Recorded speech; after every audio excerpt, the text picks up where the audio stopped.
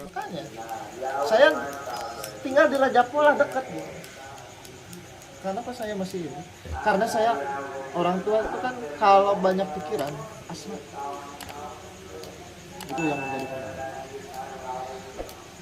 pikiran di situ. Dari kecil kan saya nggak pernah tinggal sama orang tua, anak satu-satunya, padahal orang bercerai. Nah mungkin dari kecil nggak bisa tinggal sama orang tua, berbakti kurang, baru sekarang ini manfaatin. Bagaimana caranya orang tua nggak jadi pikiran, yang menjadi nggak pikiran tuh karena kondisi sekarang mendua itu, orang tua tenang. Nah, solusi coba menurut si bos gimana nih dengan keadaan saya gini? Hidup itu pilihan. Iya memang. Dan hidup itu keputusan. Nah, jadi pilihannya banyak, kita mutusin salah satu. Iya. Dan hidup itu berjuang. Betul. Apapun yang kita putuskan, tetap ujung-ujungnya berjuang. Betul. Nah, ketika udah memutuskan, karena hidup itu keputusan, hidup itu perjuangan. Nah, baru kita lihat hambatan tantangan seperti apa. Karena apapun yang kita perjuangkan, pasti selalu ada hambatan tantangan. Ending yang ketiga baru lihat hasil. Yang pertama putuskan salah satu, yang kedua lihat hambatan tantangan, yang ketiga lihat hasil. Karena apapun yang kita perjuangkan pasti ada hasilnya. Betul. Nah kalau misalkan kita nggak usah yang di luar lah, kita di sini. Kita misalkan mutusin jalanin bisnisnya 10%. Betul. Ya hasilnya 10. bakal jauh. Iya. Karena kita 90% di sana di luar. Nah kalau misalkan kita 100% di sini dan ninggalin yang di luar di sana, hambatannya apa? Hambatannya otomatis kan tadi orang tua lah, Iya. adik lah, Iya. dan mungkin kita harus dari nol lagi. Karena jaringan mungkin beberapa kan banyak yang mati. Iya. Anggap dari nol lagi. Nah cuman kita lihat hasilnya, apakah hasilnya jauh lebih besar daripada hambatannya, atau kebalikannya. Kalau saya selalu seperti itu. Ketika mau memutuskan sesuatu, apa hambatannya dan apa hasilnya. Kenapa saya berani ninggalin dulu istri di Wonosobo, istri nelpon, kontek-kontek sampai ya beberapa kali nangis. Ya itu kan baru nikah ditinggalin. Karena saya tahu hasilnya akan nikmat ketika saya udah dapat mobil, saya udah dapat penghasilan, hutang udah lunas, bisa nafkahin istri, bisa merawat ibu yang terbaik dan lain sebagainya. Saya gitu.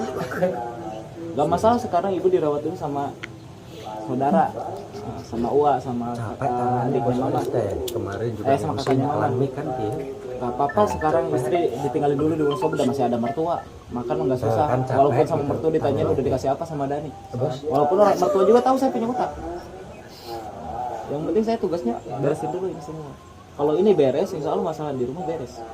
Saya mikirnya gitu. Kenapa? Karena hasil dari bisnis ini jauh lebih besar. Saya sayang kalau misalkan terlalu lama, apalagi bisnis multi level marketing dilihat sama teman, dilihat sama saudara, dilihat sama pembisnis yang lain. Kalau saya telat, saya lambat, ya tinggal. Saya nggak mau, karena udah ngalami beberapa kali ketika misalkan saya udah di atas terus jatuh lagi ke bawah karena saya salah ngambil keputusan. Tadi saya matengin. Ketika kemarin COVID, ambruk kan, ambruk semuanya. Cuman dikit orang lah yang jalan, itu pun pada down. Kang Isan udah luxury, bonusnya cuma 1 juta 2 juta sebulan. Anda juga sama bos. Yang udah prime mobilio 100.000, 150.000, berarti kan itu ngandalin pasangan doang. Nah saya selaku yang di atas, emang saya masih ada hasil gede, 20 juta masih masuk ke rekening. Cuman kalau misalkan kayak gini terus, siap-siap jatuh. Iya. Saya sampai beraniin jual rumah, jual mobil. Oh gimana caranya? Saya gede lagi. Ketika tembus rumah 1 miliar, kan itu pas kopi kan udah 2M kan, itu saya habisin lagi semua, saya anggap dari nol lagi, saya berjuang lagi. Pokoknya kemarin sempat penghasil 50 juta, ternyata kurang. Ketika terjadi sekalinya jatuh 20 juta, wah capek. saya pokoknya nggak mau tahu harus 100 juta sebulan. Kalau dulu 2 tahun habis-habisan, awal tahun ketiga nikmatin, sekarang ya udah 3 tahun totalin lah kabus. 3 tahun habis-habisan, awal tahun keempat baru nikmatin. Saya tahu resikonya, banyak orang yang bilang, Kang Dani mending buat tanah, mending buat ini, buat itu. Saya buat jaringan dulu. Kenapa? Karena saya tahu hasil ke depan seperti apa. Karena kan sukses cuma 3S. Yang pertama saving, hemat, bukan nabung. Hemat. Nggak ada satupun orang sukses boros. Orang sukses, orang kaya, dia hemat. Nah, kalau misalkan buat konsumtif dia mikir. Tapi kalau buat produktif dia nggak pakai mikir. Kalau konsumtif cukup sekali-kali. Tapi kalau buat produktif dia nggak bakal mikir. Semakin dia nggak mikir buat produktif, semakin hasilnya besar. Jadi berani ambil resiko, walaupun nggak tahu nih ketika produktif kata kita belum tentu kan hasil. Tapi setidaknya ketika kita tahu nih bakal produktif dan kita berani berkorban, setidaknya ada hasil. Walaupun nggak seperti apa yang kita bayangkan. Saya berani kayak gitu, teman-teman. Kenapa? Karena saya tahu orang kaya saving, buat produktif habis-habisan, tapi buat konsumtif nanti. Nah yang kedua, buat sukses ya selling. Gak ada satupun orang sukses tanpa hobi jualan. Iya. Nah, harus hobi jualan. Cuman jualan yang seperti apa? Kalau jualan pribadi jago closing, jago jualan, sampai kapan? Emang gede hasilnya kalau kita jago jualan. Cuma kalau kita doang ya gimana? Sampai. Nah orang yang sukses mereka bangun sistem, orang yang jago jualan. Rata-rata seperti itu. Cuman ya kekayaannya pasti ada batasnya. Kenapa? Karena timnya dikit. Karena dia cuma ngebangun tim reseller, tim yang jago jualan. Bisnis multi level marketing itu dibuat bagaimana supaya jaringan atau timnya bukan hanya sekedar jago closing tapi jago bangun sistem. Nah kalau misalkan bisa seperti itu, siap-siap ketika tim kita yang kiri jago bangun sistem, yang kanan jago bangun sistem, yang ketika kiri baru jago bangun sistem, hingga sistem terbentuk dan di bawahnya juga tercipta lagi sistem, nanti suatu saat kita dihimpun dapat hasil.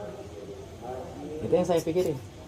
Makanya berani berkorban. Kalau dulu berkorbannya buat jaringan bagaimana supaya cepat, kalau sekarang bangun jaringannya bagaimana saya menciptakan aset yang kelihatan, yaitu rumah.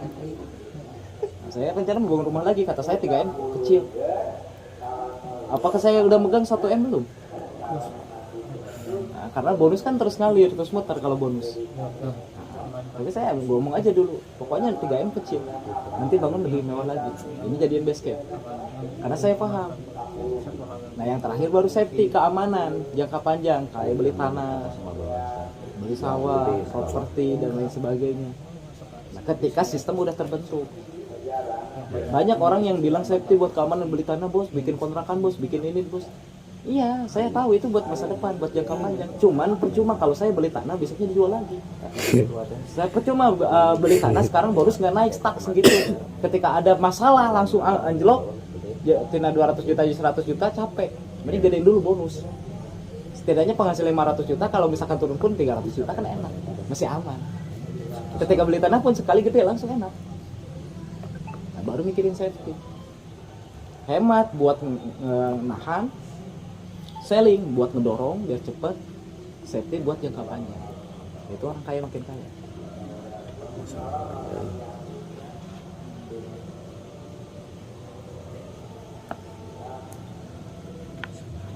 Tinggal kita pikirin, karena setiap apapun yang kita pilih, yang kita putuskan, selalu ada risiko. Dan setiap risiko pasti ada hasil. Semakin risiko besar, semakin tanggung jawab besar, semakin hasilnya besar di depan. Karena nggak ada satupun orang besar yang tanggung jawabnya kecil.